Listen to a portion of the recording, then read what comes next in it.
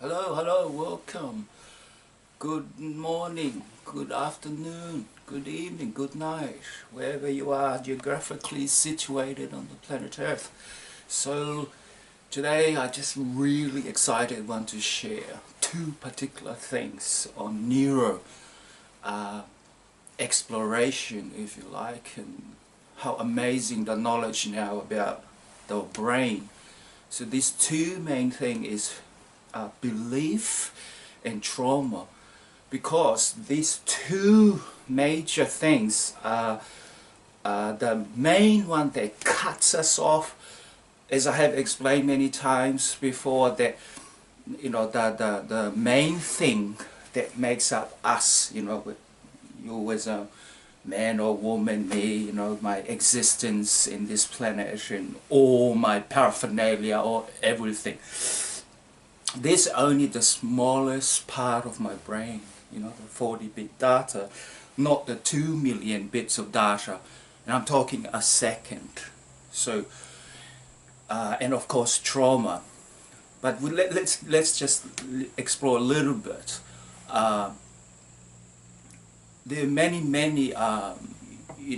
big company or system like from the UN, and that they study how many people, because the academic understanding in the West that humanity somehow or other appeared 100,000 years ago. So they've through statistic and all this looking at the movement of populations and catastrophic things, they think that within this 100,000 years to this 2016, that roughly between 80 to 110 billion people have actually lived in this planet. So, and each one, this is the thing, each one is complete system itself, individually, separately, different and unique from another person. But let's go back to these 2 points about belief and trauma. Although we are completely free and separate and have our unique system, due to, let's take the modern day of hacking, by people putting their opinion and their what they believe in life, they constantly put it into our 40-bit data brain, and therefore after a while the 40-bit data brain develop a belief, a set belief, like a set belief, not a belief where, oh, I can change today, tomorrow I move on to that, I move on to something else, but complete set belief. And this is the most saddest thing if you look at it, because once you have that set belief, the major part of the brain no longer become fully, if you like, share and in a cooperating and with the smallest part of the brain, this part of me. So just like, it's like putting on a glasses. Once you put on a particular kind of glasses, that's all you're gonna see is darkness. Or if you put on a red glass or green, same thing, that's all you can see. So what happened is this incredible disconnection between the major part of the brain, the 2 million bits of data processing machine, the major brain, this disconnect from the smallest aspect of the brain, the 40-bit data of the brain. So what happened is we become disconnected from the raw data that is actually coming at this time. And that raw data that's coming in the present, it's actually the major part of the brain is constantly taking it in, constantly processing, and then bring it out to us. But because of this disconnection, that how do we know what is really beneficial for me now at this particular moment? Because there is this disconnection.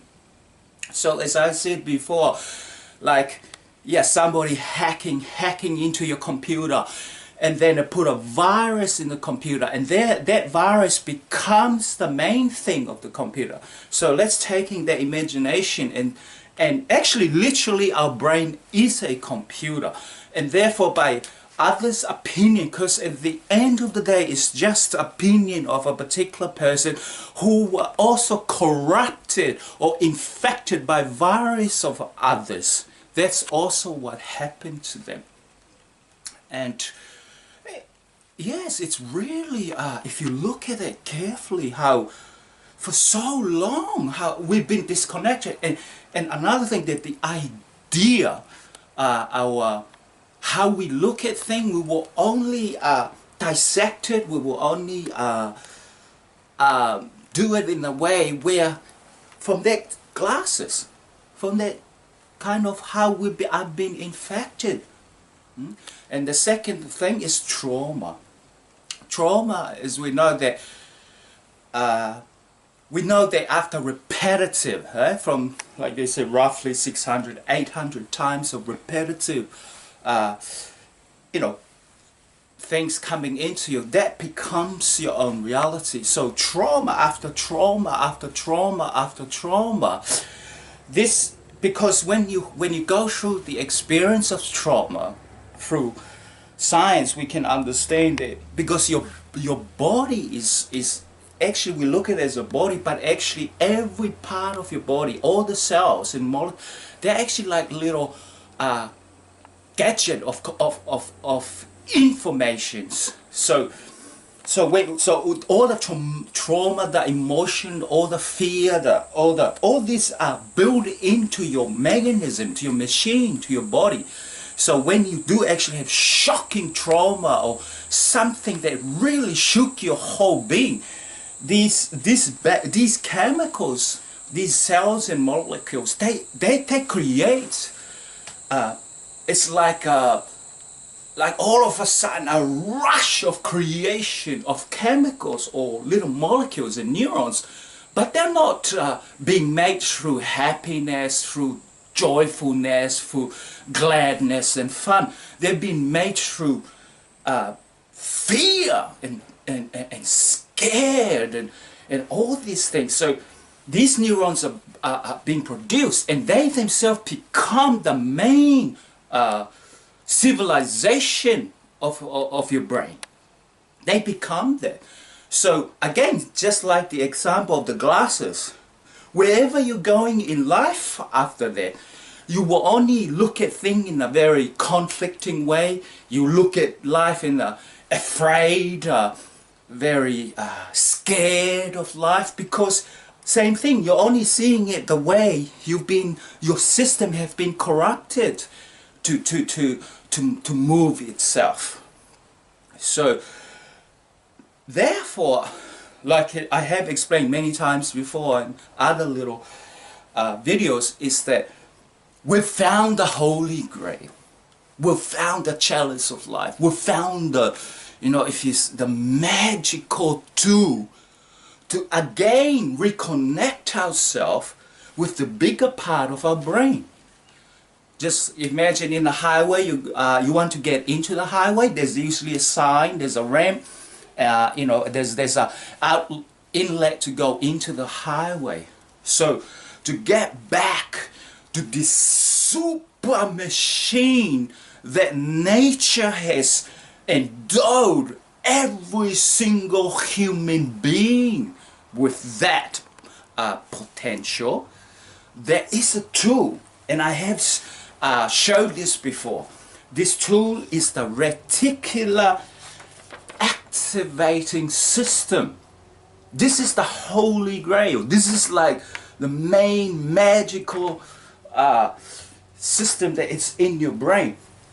And how this works is by looking at things all the time, by hearing things of the same nature all the time, by touching, feeling the things of the same nature all the time. So this, just as you put on like a different kind of glasses. So, I love glasses. So the reticular system is like putting on the new glasses. By putting on them, you see things differently. So by putting in the love of beauty glass, the love of beauty, this is new activation to your bigger brain. And then the bigger brain, it will, through my own journey in life, in trying to imbibe beauty all the time in my every moment, every breath of my life, it is true. More, if I put 1% to seeing beauty in everything, it's like 100% comes in from somewhere, because I'm constantly doing it. I'm constantly trying, and my intention is to see beauty in my life, to see beauty in all my brothers and sisters, whether they're northern, living in the north, in the south, living in the east, in the west, north, west, southeast, southwest. It doesn't matter. And that's the only way it will bring incredible peace. We're in an amazing time in this world.